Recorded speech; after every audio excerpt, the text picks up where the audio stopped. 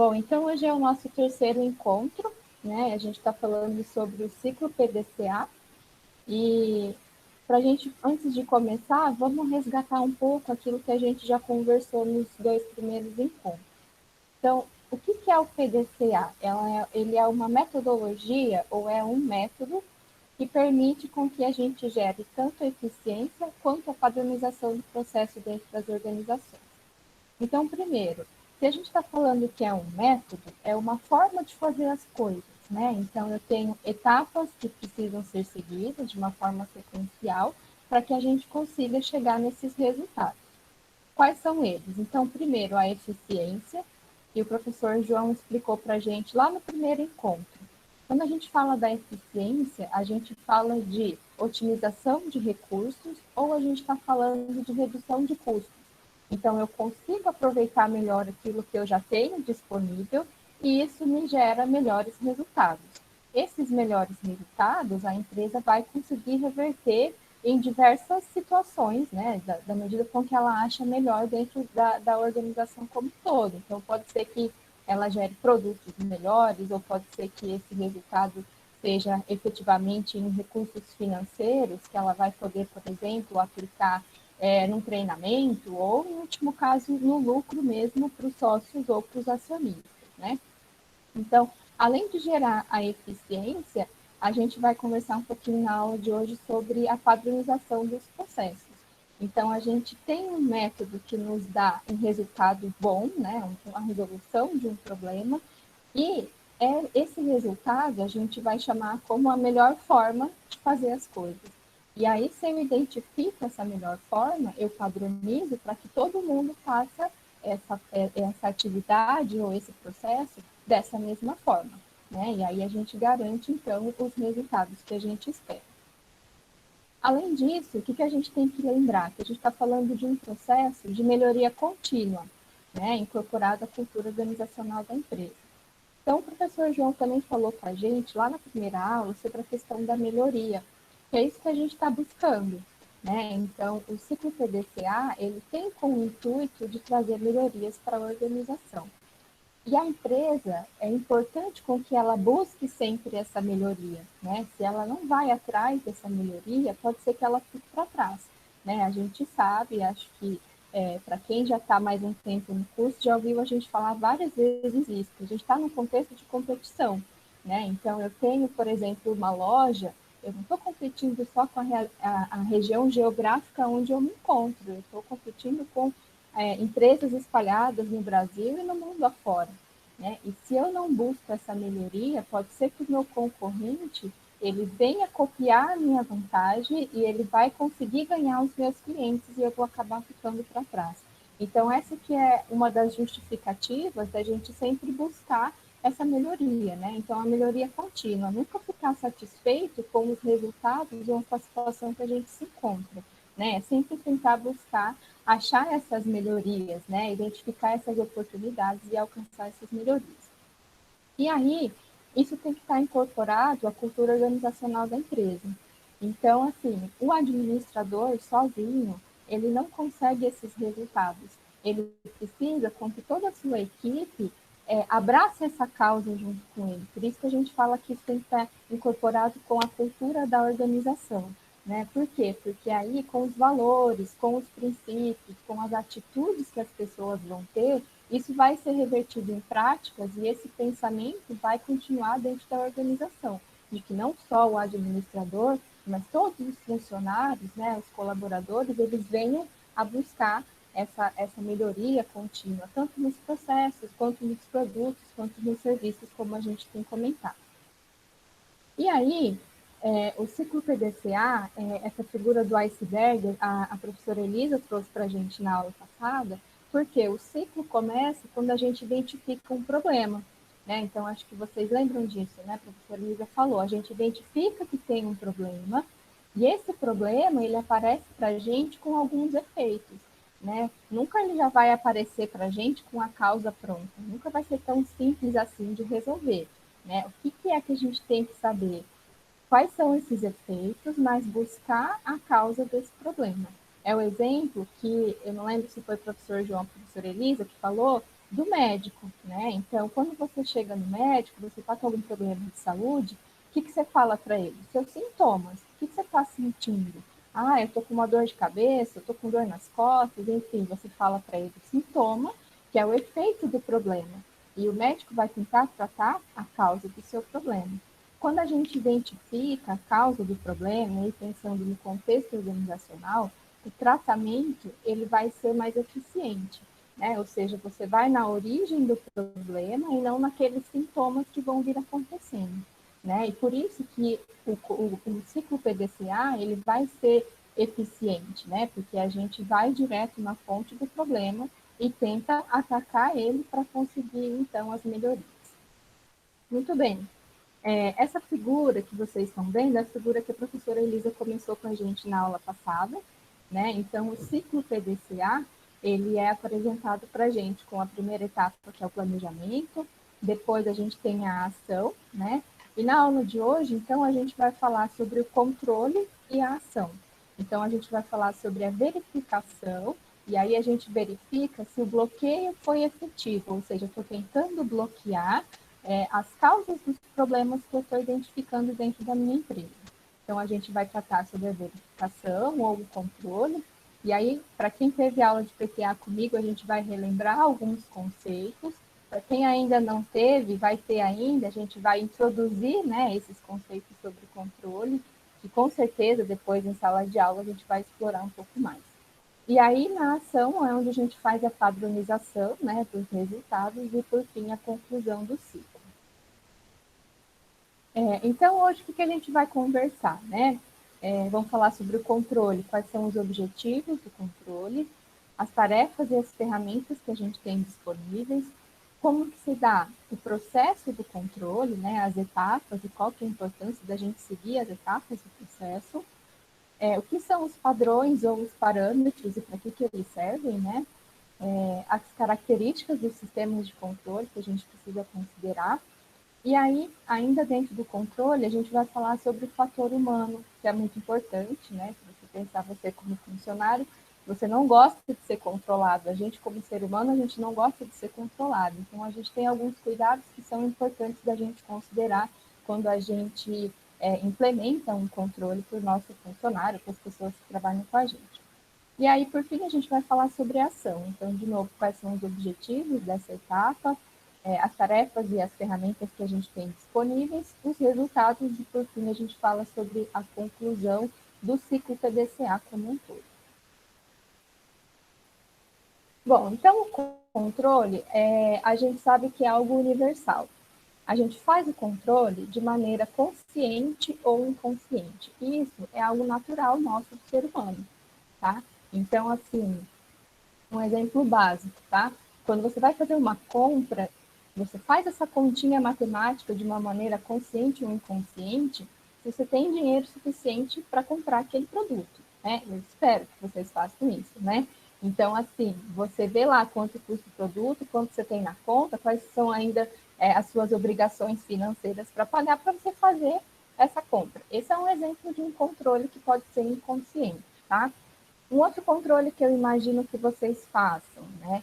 É o controle de faltas, por exemplo, nas disciplinas, né? O controle das notas que vocês têm para saber se vai para exame, se não vai, o quanto que precisa tirar para não precisar de exame, se fez trabalho, se não fez, qual que é a nota, qual que é a média. Tudo isso é controle. Algumas pessoas, elas podem ter isso de maneira mais consciente, objetiva, e anotar isso no caderno, né? Enfim, ser mais controlador. E tem outras pessoas que são mais flexíveis, né? Que faz isso de maneira mais inconsciente ou acaba até não controlando tanto assim. A questão é, a gente faz, né? Então, a gente está sempre controlando, por exemplo, o que tem na minha geladeira, se eu preciso comprar alguma coisa no mercado, se eu não preciso, né? O quanto que eu preciso fazer a revisão do meu carro, tudo isso é controle que a gente faz, alguns de maneira mais consciente, outras não. No contexto de empresa, isso tem que ser de maneira consciente, tá? O controle, ele tem que vir com todo um contexto que a gente vai apresentar aqui, né, de cuidados para que ele realmente seja efetivo, para que a gente consiga alcançar os resultados que a gente espera, né? Então, O que é o controle dentro do contexto organizacional? Então, ele começa como um esforço sistemático. Se ele é sistemático, isso quer dizer que ele é muito cuidadoso, que a gente tem alguns critérios que a gente vai levar em consideração para fazer o controle. E para que ele serve? Para gerar informação. Então, a gente precisa, como administrador, a gente precisa de informações para a gente tomar decisão, ou no caso que a gente está falando sobre o ciclo PDCA, para verificar os resultados e saber se eu estou conseguindo bloquear a causa do meu problema ou não. Né? Então, eu preciso ir em busca dessa informação sobre a execução das atividades organizacionais. Quais são essas atividades organizacionais? Você pode controlar tudo que você quiser. Né? O que a gente tem que cuidar? Se é realmente necessário você fazer esse controle, ou se você tem o custo-benefício em cima dele. A gente vai conversar um pouquinho sobre isso daqui a pouco. Então, o controle, ele vem pela mensuração e avaliação dos resultados. Quanto mais a gente conseguir mensurar e transformar essas informações em números, fica mais fácil, fica mais objetivo, né, para a gente conseguir identificar os resultados a partir disso. É claro que nem tudo a gente consegue transformar em números, né? A gente sabe que tem questões mais qualitativas, mais humanas, digamos, que a gente não consegue transformar em números, mas é importante que a gente faça esse esforço, porque vai ficar mais prático para a gente depois na hora de fazer as análises, tá? E aí, de nada adianta a gente mensurar se depois a gente não for fazer a avaliação desses resultados, né? Então, eles servem tanto para coletar essa informação, tanto para a gente avaliar esses resultados depois. Bom, aí na sequência a gente tem um esquema que eu coloquei para vocês sobre a relação que a gente tem entre o planejamento e o controle. Então, o planejamento é a atividade ou é a função que vai definir para a gente quais são os objetivos, né? Então, define lá quais são as metas que a gente quer alcançar, e o controle ele vem como uma resposta no sentido de avaliar se eu consegui alcançar esses objetivos ou não. Então, a gente verifica aquilo que já foi planejado. O controle ele nunca vai existir sozinho. Ele sempre vai estar junto com o planejamento para fazer esse confronto de informações e identificar se aquilo que eu planejei realmente está acontecendo ou não. E uma coisa que normalmente acontece é que a gente tem desvios no caminho, né? Então, ele serve para a gente detectar quais são esses possíveis desvios e corrigir. É muito difícil a gente conseguir fazer um planejamento e a gente acertar 100% no nosso plano de ação tudo que a gente vai acontecer. Né? Ainda mais no contexto de administração, com todas as incertezas que a gente tem do mercado, de pessoas, etc., que faz com que normalmente a gente precise essas correções no percurso para conseguir, então, alcançar aquilo que foi previsto no planejamento. Então, o controle ele vem justamente para isso, né? Para manter no foco e fazer com que o planejamento ele seja executado. Bom, aí a gente começa, então, efetivamente, com as atividades de verificação do ciclo PDCA. Então, a primeira etapa é a comparação dos resultados. Então, eu preciso comparar o resultado que eu tinha antes e depois do bloqueio que eu fiz, né? Então, eu estou falando de um problema, esse problema está acontecendo, eu trouxe uma resposta para ele, né? Ou seja, eu fiz um bloqueio para que esse problema não aconteça mais, e aí eu preciso comparar esses resultados. Qual que é a ferramenta envolvida? O histograma, eu acredito que todo mundo já deve ter visto. Eu fiz aqui um com dados aleatórios, tá? Só para ficar mais claro para a gente conseguir identificar. Como que é importante a gente ter um gráfico, né? Um histograma. Visualmente, fica mais fácil para a gente conseguir identificar o desempenho da empresa, né? Então, eu tenho aqui dois dados. Eu coloquei o dado real e o parâmetro. O que é o parâmetro? O parâmetro é o resultado esperado, tá? E esses números, vamos supor que seja, sei lá, número de vendas, mas poderia ser qualquer coisa, número de produção, ou sei lá. Mas falando como se fosse vendas. Então, eu planejei que eu queria vender 300 unidades por mês, né? Então, ele está aparecendo aí em laranja ou em amarelo, para você que 300 unidades por mês eu gostaria de vender.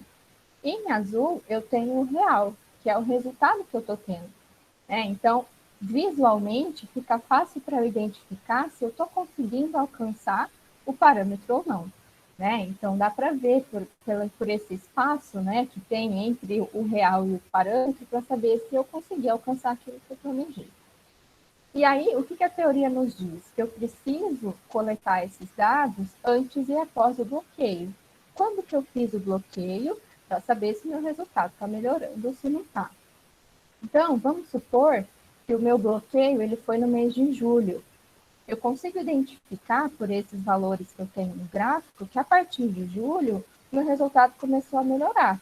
Né? Ou seja, o real, que é o azul, ele começa a aumentar e aí, em setembro, eu já ultrapasso o meu parâmetro e aí essas vendas continuam, teoricamente, aumentando. Né? Então, esse cuidado no controle, ele é importante. Se eu fiz uma determinada ação, é importante que eu tenha as informações de antes dessa informação e depois para conseguir comparar e identificar esses resultados. Tarefa número 2.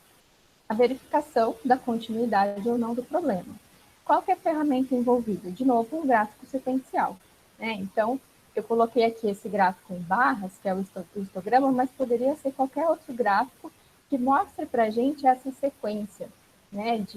É importante que seja, por exemplo, semanal ou quinzenal, né? Vai depender muito de qual que é a situação da empresa, mas que obedeça esse timing para a gente conseguir comparar e identificar quais estão sendo os resultados. Qual que é a observação nessa tarefa? Se a implementação das atividades estão acontecendo conforme o plano. Aconteceu alguma coisa que está me impedindo de aplicar o plano, ou eu estou prestando atenção realmente naquilo que eu planejei para que tudo ocorra da melhor maneira possível, né? Na tarefa 3, a gente tem se o bloqueio foi realmente efetivo ou não. Então, a gente não tem uma ferramenta necessariamente, mas é um cuidado, né, uma pergunta que a gente tem que fazer, se a causa fundamental desse problema ela foi efetivamente encontrada e bloqueada. Né? Então, eu tenho que identificar lá, é realmente isso que está causando o meu problema? Na aula da semana passada, a professora Elisa foi mostrando para a gente um exemplo de várias situações que estavam acontecendo, né? Então, é entrega, não é problema na entrega, é problema na produção. Enfim, a gente tem que fazer esse exercício de ir perguntando os porquês até identificar realmente qual foi a causa do problema. E aí, se a solução for falha, o que eu preciso fazer? Voltar lá no planejamento de novo. Né? Então, se eu não conseguir resolver, eu vou voltar, faz a observação de novo, identifico, né, por meio de todas aquelas ferramentas que a professora Elisa nos mostrou, como que eu consigo achar a real causa do nosso problema. E a partir daí, então, a gente faz a verificação para ver se daí, então, a gente encontrou a real causa do problema ou não. Bom, aí a gente tem o processo do controle. Como que acontece, né, o processo do controle? Como eu comentei, começa lá no planejamento. Né? É lá no planejamento que os parâmetros eles são estabelecidos. Ou seja, quando a empresa vai fazer, por exemplo, um planejamento estratégico para o próximo ano, ela já vai determinar quais são os objetivos e quais são as metas. Né? Então, por exemplo, um objetivo é que a gente aumente as vendas. Mas qual que é a meta? Qual que é o número que a gente quer alcançar? Então, esse número vai ser esse parâmetro. E esse parâmetro é o que vai servir para mim para eu conseguir comparar depois, identificar se eu conseguir alcançar esse resultado ou não. Né? Então, tem livros, por exemplo, que falam que o processo de controle, ele começa no planejamento, né? O parâmetro, ele começa primeiro no planejamento, para depois a gente medir o desempenho. Então, a gente tem o planejamento que já foi feito, a segunda etapa desse processo é medir o desempenho. Então, aí é onde eu vou identificar ou fazer a coleta das informações que eu preciso. Então, quais são as fontes de informação que a gente tem dentro da organização? Então, pode ser, primeiro, e o mais comum, sistema de informação. Né? Então, a empresa tem lá um sistema que ela vai puxar um relatório e vai mostrar para a gente, mensalmente, semanalmente, quais são os resultados.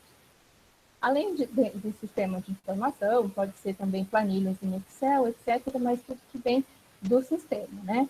A gente também tem observações pessoais, né, dos administradores ou dos gerentes que estão ali envolvidos. Algumas situações podem vir de formulários, né? Então, por exemplo, formulário de estoque ou formulário de venda, tudo isso também é fonte de informação para a gente fazer o controle.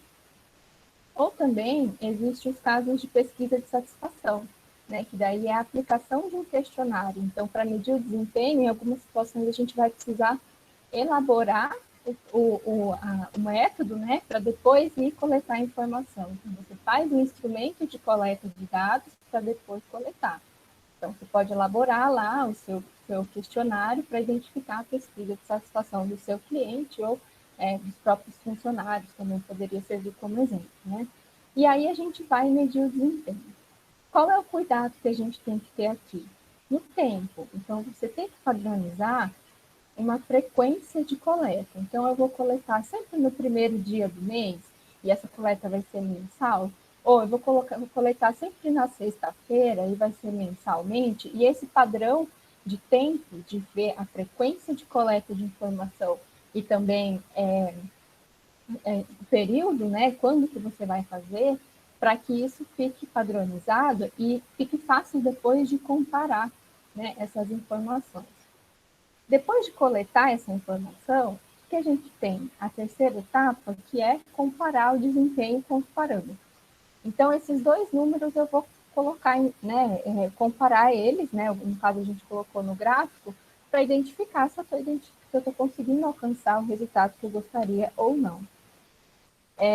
De nada adianta, tá? Se você mede o desempenho e não compara, ou se você tem um planejamento e não mede o desempenho. Você precisa comprovar essas duas informações.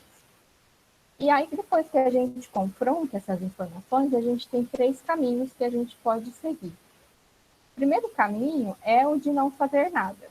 Quando que eu não vou fazer nada? Quando eu conseguir alcançar o resultado que eu esperava, né? Então, se eu fiz um planejamento, tracei um parâmetro e consegui aquele resultado que eu queria, eu vou continuar com a execução dessa tarefa e esse resultado vai servir de feedback para o meu próximo ano, por exemplo, ou para o próximo semestre, enfim, né? Depende do período.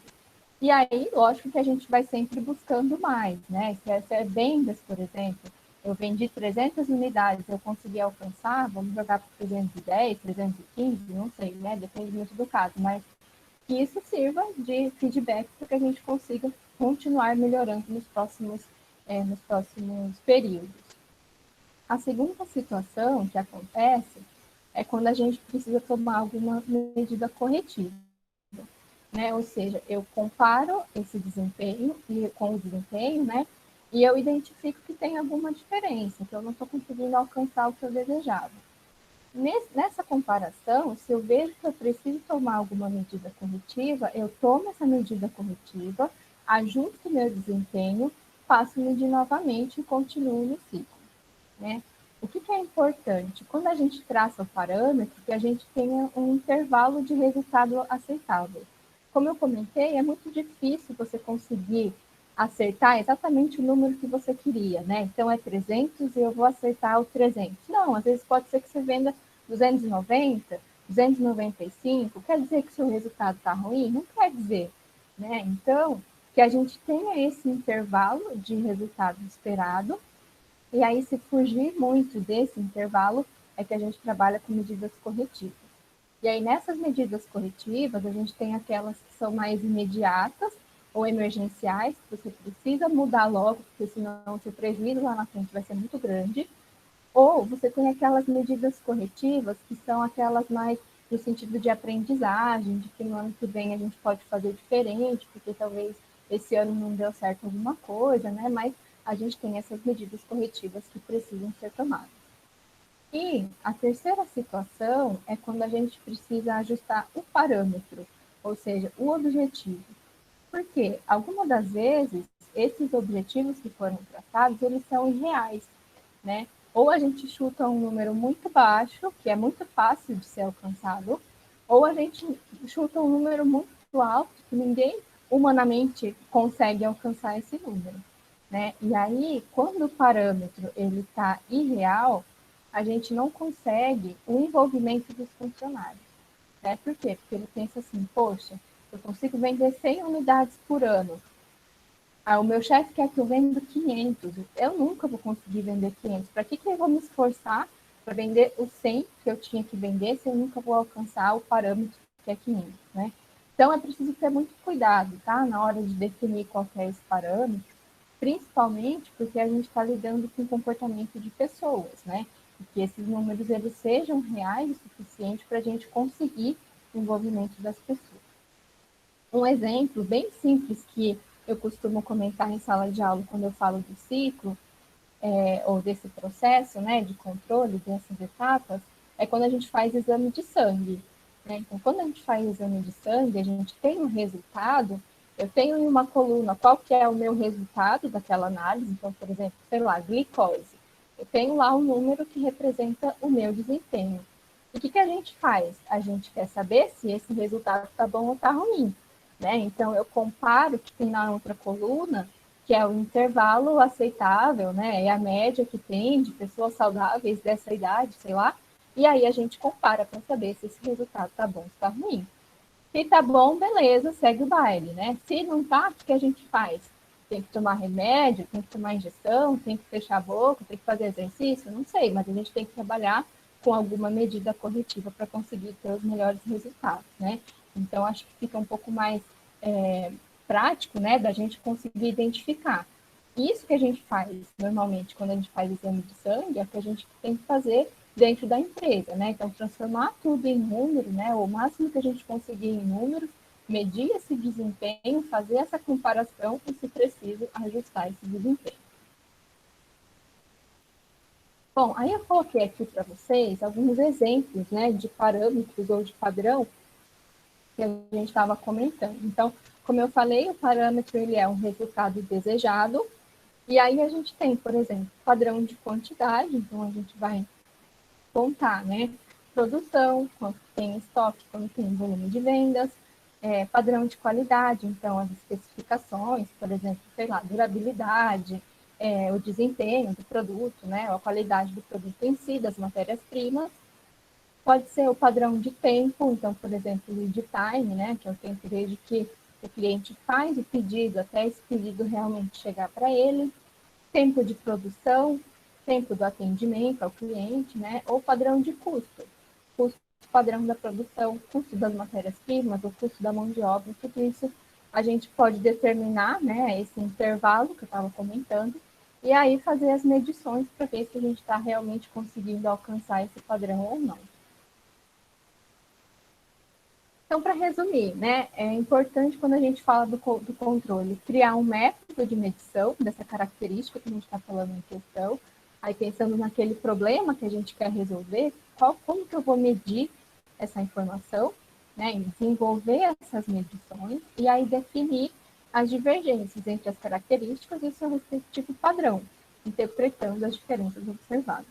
Então, eu não estou conseguindo alcançar o resultado que eu queria, por quê?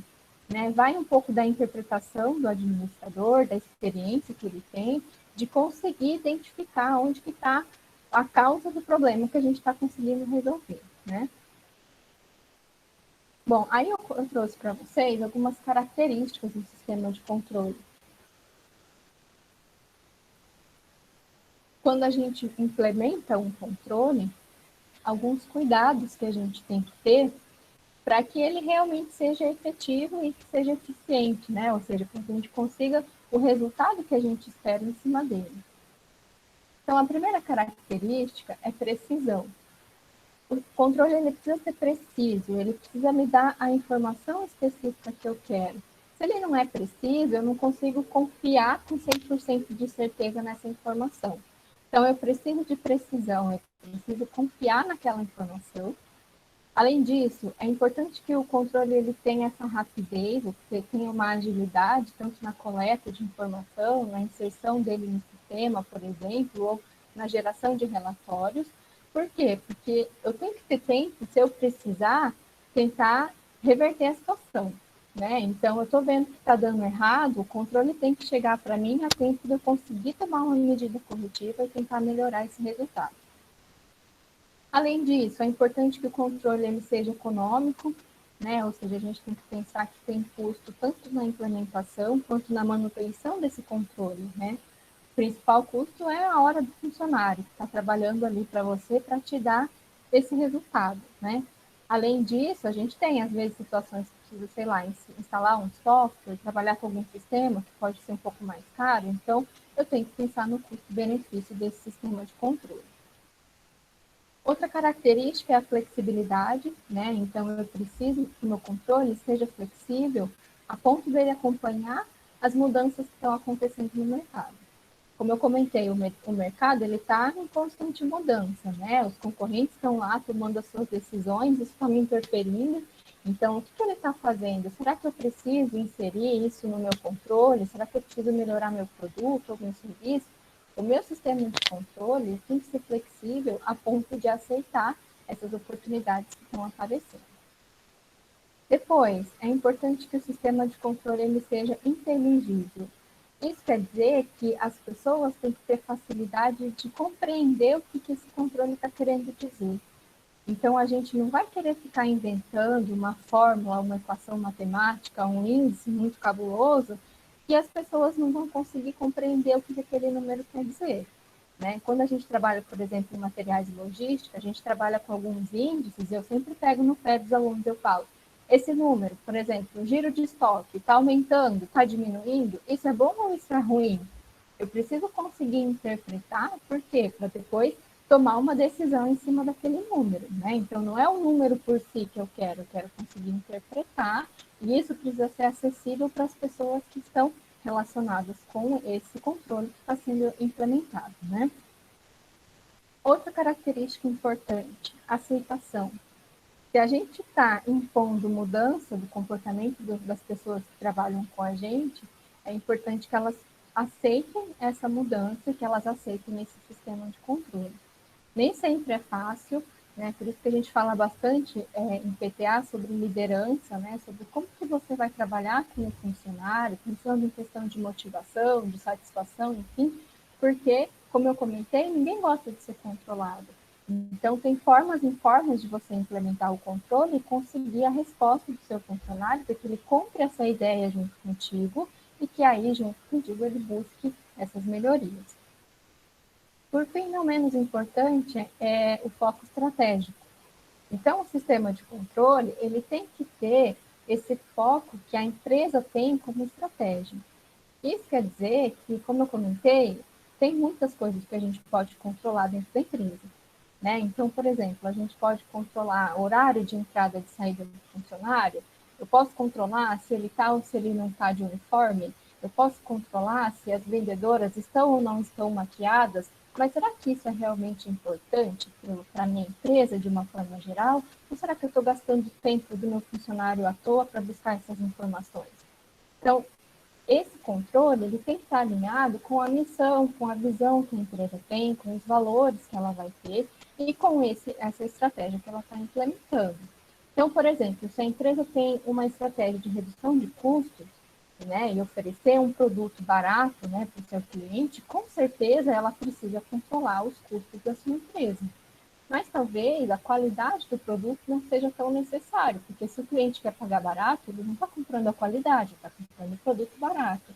Né? Então, é importante que o sistema de controle ele esteja alinhado com a estratégia da empresa, porque senão é muito controle e aí a gente perde, né? Tem muita informação, o administrador não vai conseguir focar naquilo que é realmente essencial para a empresa, e aí ele acaba não sendo um sistema econômico, né? Ele acaba sendo um desperdício para a organização. Última questão sobre o controle que eu coloquei para a gente comentar rapidamente é sobre o fator humano. Então, se a gente for pensar de uma maneira nua e crua, o que é o controle? Ele é um instrumento para restringir o nosso comportamento, para avaliar o nosso comportamento e ver se está bom ou não está. E ele tem essa perspectiva mecânica, né, e instrumental de tentar transformar os nossos resultados sempre em números, e isso pode gerar problemas para a organização, né, ou para o líder, por exemplo.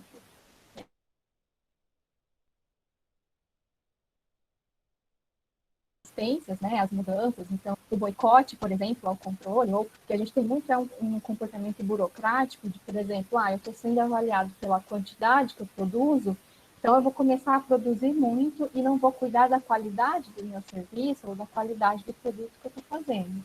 Né? Então, é importante que a gente tenha esse cuidado na hora de implementar o controle, né, ou a verificação, mesmo dentro do ciclo, para saber se realmente eu estou tendo o acompanhamento das pessoas que estão trabalhando comigo. Se elas compraram essa ideia junto comigo ou se elas estão resistindo e estão tentando boicotar esse sistema. Se a gente não tem as pessoas junto conosco, todo esse investimento que a gente fez até aqui, ele vai ser em vão. Né? Então, por isso que é importante a gente cuidar, né, com as pessoas que estão trabalhando junto. E aí, quais são as estratégias ou quais são as dicas que a gente pode passar, né? Então, primeiro, que o objetivo ele seja definido de uma forma participativa. Então, eu estou trabalhando, por exemplo, com a meta para o meu vendedor, é completamente diferente de eu chegar e falar para ele, olha, a partir de hoje você vende tanto, do que eu sentar conversar com ele, falar quanto que você acha que a gente pode colocar de meta para você alcançar, que vai fazer você se esforçar, mas que também seja alcançável, né? Que não seja algo irreal. E aí, quando a gente faz com essa forma democrática, a gente ganha, né, o funcionário, a gente tem a confiança dele dentro do processo, a gente abre o diálogo para quando ele tiver algum problema, por exemplo, ele venha conversar, e aí a gente consegue, né, alcançar as melhorias que são desejadas. Além disso, o que é importante também? Avaliação de desempenho com recompensa.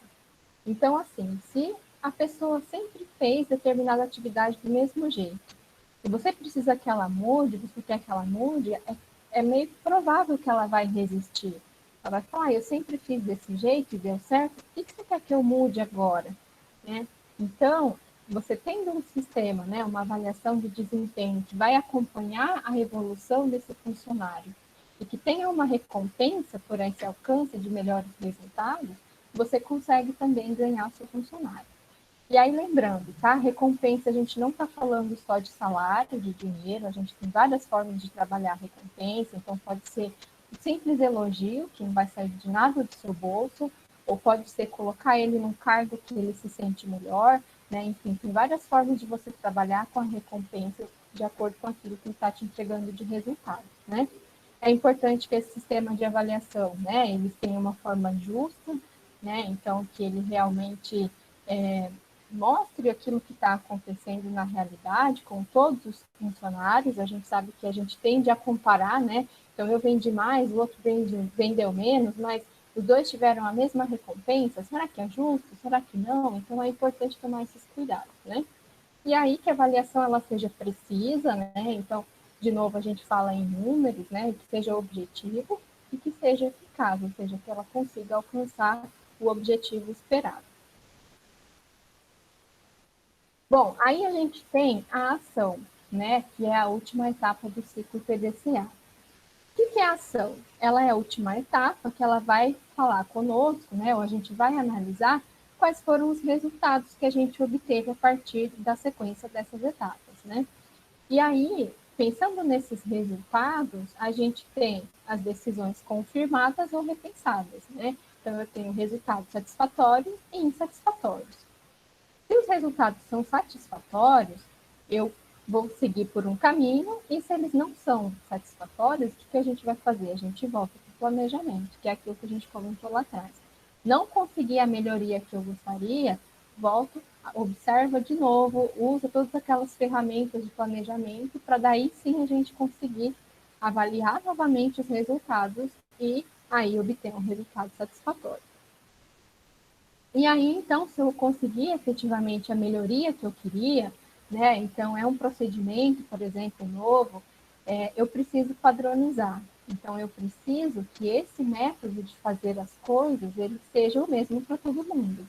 Então, se eu estou falando em vendas ou em atendimento ao cliente, eu quero que todo mundo atenda o cliente da melhor maneira possível. E se eu identifiquei qual é essa melhor maneira possível, eu padronizo, eu faço isso para todo mundo, para que todo mundo faça da mesma forma. Dessa maneira, a gente ganha em produtividade, principalmente porque a gente minimiza os erros. né? Então, se eu achei essa que é a melhor forma, eu padronizo, todo mundo vai fazer da mesma forma e a gente reduz a probabilidade do erro. A gente consegue a simplificação das tarefas, né? Então, que fique algo didático para as pessoas, para que elas consigam essa aprendizagem, né? Então, a gente vai implementar uma mudança a partir disso, padronizar para todo mundo, para que todo mundo faça da melhor maneira possível. Dá para a gente lembrar do Taylor, né? Quando ele fazia o estudo de tempo de movimentos, achou qual que é o melhor tempo, qual que é o melhor movimento, padroniza a partir de então, todo mundo vai fazer igual. Lá, então, na nossa sequência de tarefas, a gente tem, dentro da padronização, qual que é a primeira etapa? A elaboração ou alteração do padrão. Então, se eu tenho um padrão já estipulado, eu vou alterar ele com essas melhorias que eu alcancei, senão eu vou fazer um novo, né? Quais são as ferramentas envolvidas? Então, o novo procedimento ou rever o antigo, a gente pode utilizar pelo 5W2H. A professora Elisa, na aula passada, né, na semana passada, ela mostrou para a gente essa ferramenta, né, que é simplesmente respondendo essas perguntas. Então, o que precisa ser feito, quem vai fazer, quando vai ser feito, onde, por quê e como, para coletar as informações. Bom, eu fiz o padrão, né, eu tenho essa padronização, eu preciso passar isso para as pessoas de alguma forma, né? Então, a forma mais comum é o treinamento. Então, antes do treinamento, faça então a comunicação, né? Então, pode ser por meio de comunicados, de reuniões, para convocar as pessoas para participarem então do treinamento. O que é preciso nessa etapa? Estabelecer quais são as datas do treinamento, quem serão as áreas afetadas e quais serão os locais envolvidos. A etapa número 3 é efetivamente o treinamento ou a educação, né? Quais são as ferramentas e quais são as formas, né, de fazer esse treinamento? Então, pode ser por meio de reuniões e palestras com funcionários, pode ser por meio de manuais de treinamento, né? Então, deixar ali detalhado dentro desse documento o que precisa ser feito, qual que é a sequência, né, de atividades e efetivamente o treinamento. Quais são as observações? Então, primeiro, as alterações transmitidas a todos os envolvidos. Então, se você está implementando uma mudança, para a gente parece óbvio que todo mundo precisa saber, mas às vezes na prática isso não acontece. O Carlos, na semana passada, ele fez essa pergunta para a gente. Ele falou: eu estava de férias, as coisas mudaram dentro da empresa e quando eu voltei eu não sabia o que tinha mudado. Então, é importante que tenha esse cuidado. Quem que vai ter que fazer mudança? As pessoas, elas estão cientes que tem que mudar e como mudar? Né? Então, isso tem que ser feito no treinamento. Importante também, dependendo da situação, que o treinamento seja feito no próprio local de trabalho. Então, um exemplo, é na produção. Então, mudou a forma de fazer a determinado produto. Você falar num PowerPoint, por exemplo, né, e numa palestra, é uma coisa. Se você ir lá e mostrar na prática, no próprio local de trabalho, como que faz, é diferente, né? Então, tem que ter um pouco essa habilidade, talvez um pouco mais didática, de mostrar para a pessoa, para que ela fique realmente ciente de como que o trabalho dela mudou, né? Como que o procedimento ele muda para conseguir aquele resultado que a gente é esperado. Tarefa 4, o acompanhamento da utilização padrão. Então, aí a gente implementa a mudança e vai controlar para identificar se ela está sendo realmente colocada na prática da maneira como ela deveria, né? Então, o controle, tudo aquilo que a gente já conversou, né? Fazer a verificação periódica, né? Ir lá e coletar as informações, contar também com a supervisão, né? Com a observação direta ali para ver se realmente as pessoas estão cumprindo com aquilo que está sendo exigido dela nessas mudanças, né? Bom, aí a gente tem quais lições foram aprendidas. Tem que ter esse cuidado, tá? De ir questionando o que foi aprendendo, né? O que a empresa foi aprendendo ou quais foram as conquistas que a empresa foi conseguindo ao longo do tempo, fazendo esse ciclo acontecer, né? E aí ter sempre em mente, né? As melhorias, elas sempre podem vir. Então, o que ainda pode ser desenvolvido? O que eu ainda posso aprender a partir daquele problema que estava sendo resolvido? E aí, percebam que o ciclo ele vai se repetir novamente, né? Se eu ainda posso aprender outra coisa, se eu ainda tenho oportunidades para serem desenvolvidas, eu planejo de novo e o ciclo recomeça. Quais são os fatores importantes? Primeiro, o envolvimento dos próprios executores do trabalho. É completamente diferente você querer propor uma mudança se você nunca foi lá e colocou a mão na massa para fazer a atividade. Né? Se você quer propor uma mudança, uma melhoria, com certeza você precisa contar com a informação dessas pessoas que realmente executam essa atividade. Então, eu quero propor melhorias para o atendimento ao cliente. Vai ter que ter ali um vendedor que vai estar junto contigo para fazer o ciclo acontecer, para coletar as informações que ele tem, as experiências que ele tem, os problemas que ele está vivenciando para conseguir trazer as melhorias para a empresa. Então, é extremamente importante, como eu comentei, o administrador sozinho, ele não consegue essas melhorias que a gente está buscando, né? Você precisa ter as pessoas ali. E se você tem o próprio executor do trabalho, com certeza o ciclo ele fica mais rico, né? Porque você tem informações das pessoas que estão ali na prática, no dia a dia, trabalhando com essas atividades.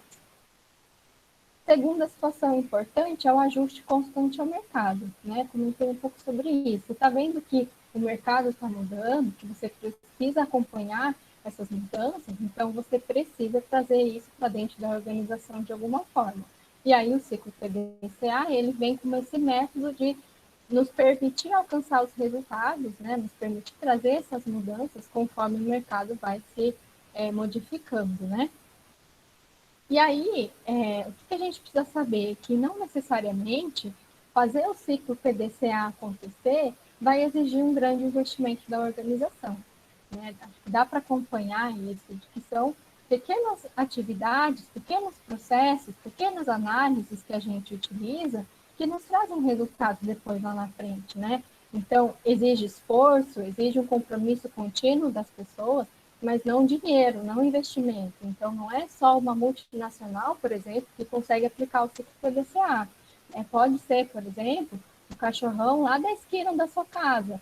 Se ele faz esse ciclo acontecer, e se ele consegue essas melhorias, né? Então, ela é uma ferramenta, né, ou um método mais democrático nesse sentido, né? Ele pode ser aplicado por qualquer perfil de empresa. Ou, como a professora Elisa falou, até no seu dia a dia, lá na sua casa, na hora de fazer um bolo, né? Bom, a conclusão do ciclo. Como que o ciclo ele se encerra, né? A gente tem a primeira tarefa, que é identificar ou alguns problemas remanescentes, ou poderia ser também alguma outra oportunidade de melhoria que a gente consiga identificar, né? Então, ficou ainda algum problema para trás, alguma coisa que ainda precisa ser melhorada? Qual que é a ferramenta envolvida? Análise dos resultados, né, a partir do controle que a gente está fazendo.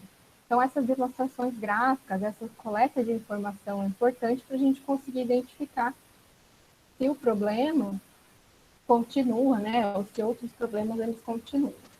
A observação aqui é a busca sempre pela melhoria contínua. Então, é nunca ficar estacionado, parado, achando que está tudo bem, né? Então, é sempre buscar essas melhorias ou essas mudanças. Tarefa número 2, planejamento do ataque aos problemas remanescentes ou planejamento para o alcance das oportunidades, né? Aí a gente tem um método de solução de problemas. Qual que é esse método? Ele segue essa sequência de atividades que tem ali nas observações. Então, primeiro, começa com um diagrama de causa e efeito, que a gente viu na semana passada, né? Para conseguir identificar o que está gerando esse efeito, né? Quais são as causas. Importante, traçar um cronograma com as atividades que precisam ser desenvolvidas, com as datas, né, e cumprir com esse cronograma depois. Contar com a participação dos membros, como a gente comentou, né, então que todo mundo se envolva nessa atividade. Fazer a distribuição de tarefas de uma forma justa, né, de acordo com os talentos de cada um, para depois conseguir, então, conquistar essas novas melhorias. A última etapa, que daí é a conclusão, a gente tem a reflexão, né? Então, efetivamente não tem uma ferramenta, mas é assim, refletir, pensar nessas atividades que foram realizadas e quais foram as soluções que realmente trouxeram os resultados esperados, e análise das etapas executadas, né? Então, olhar para trás, ver tudo aquilo que foi feito e trazer essa reflexão. Valeu a pena? O que a gente pode usar isso, né, disso para a próxima vez e trabalhar com aprendizagem de uma forma contínua, né? Ou seja, eu consegui aprender, então para o próximo ciclo a gente continua, né, a partir da onde a gente parou, né? Ou seja, das conquistas que a gente já teve. Aí, para a gente resumir, né, o ciclo, a gente tem, então, lembrando, né, ele começa sempre pela tarefa do planejamento, né, então, no planejamento, é definidos os objetivos, a gente delimita os recursos envolvidos, atribui a responsabilidade para cada uma das pessoas que vão participar, né, a execução, a gente tem efetivamente quando o plano ganha vida, né, ou seja, ele vai ser executado, a implementação da estratégia que foi definida. O controle é a verificação dos resultados, a gente monitora os desvios que estão acontecendo. E, por fim, a ação, a gente vai verificar quais foram as lições sobre esse processo e aí padroniza, né, e mantém os resultados que foram alcançados.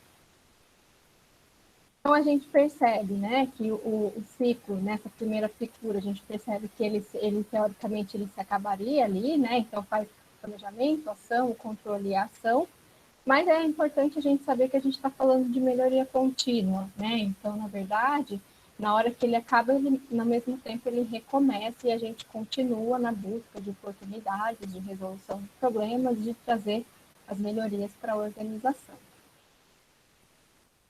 Bom, por hoje que eu tinha para comentar com vocês era isso. Na semana que vem, a gente tem mais um encontro com a professora Bruna, onde a gente vai ver tudo isso na prática, realmente, né? Então, a aplicação de casos reais, a professora Bruna selecionou alguns artigos que vão mostrar para a gente como que o ciclo ele é aplicado, né, na prática mesmo, no dia a dia.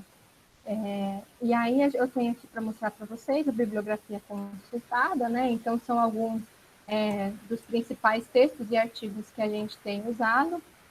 O principal mesmo é esse primeiro do Falcone, tá? Mas todos eles servem para a gente como fonte, né, de informação.